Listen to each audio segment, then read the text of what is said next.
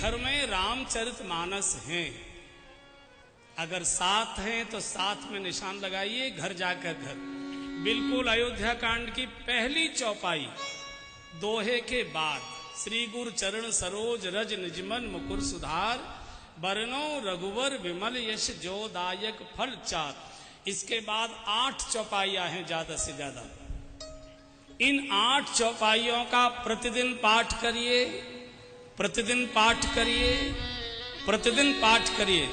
हमने पूज्य डोंगरे जी महाराज के श्रीमुख से सुना था, इन 8 मांगलिक चौपाइयों का पाठ जो प्रतिदिन करेंगे, मुश्किल से 1.5-2 मिनट लगता है इतना पाठ करने में, बस ज्यादा से ज्यादा 2 मिनट। इस 2 मिनट के पाठ को जो प्रतिदिन करेंगे, पूज्य डोंगरे जी महाराज कहा करते थे, उनके घर में अमीरी कितनी आएगी ये तो नहीं कहा जा सकता, लेकिन उनके घर में कभी गरीबी नहीं आ सकती है, गारंटी है चौपाइयों।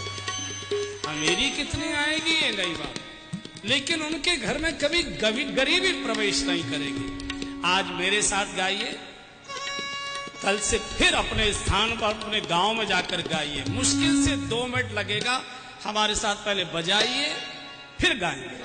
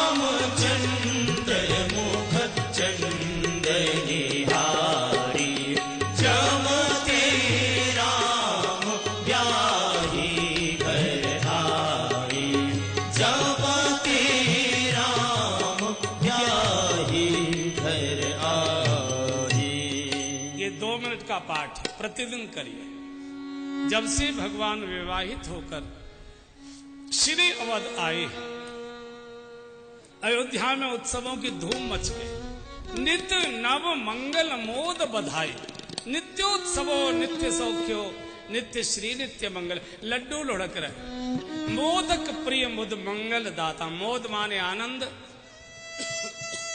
और मोद माने लड्डू, लड़ुआ लुढ़क रहे।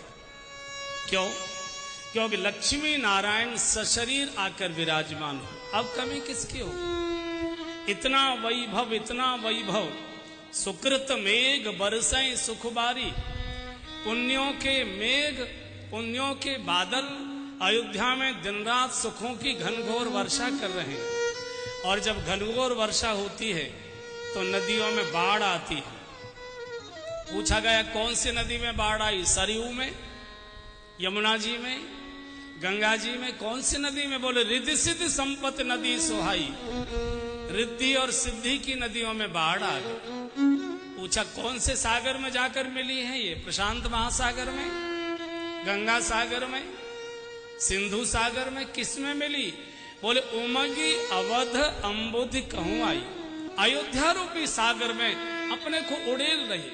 इतना वैभव कहीं न जाए कछु नगर विभूति। नगर के वैभव का वर्णन कोई शब्द में कर नहीं सकता। जन इतनी विरंच कर तूती। और अयोध्या के नागरिकों को, बंधु और बहनों, सबसे बड़ा सुख क्या है? सब विधि सबपुर लोग सुखारी। क्या सुख है? बोले रामचंद्र मुख चंदन निहारी। इतने भोग में, इतने सुख में, इतने वैभव में, इतनी समृद्धि संपत्ति में नित्य भगवान का दर्शन हो रहा है। इससे बड़ा और कोई सुख नहीं।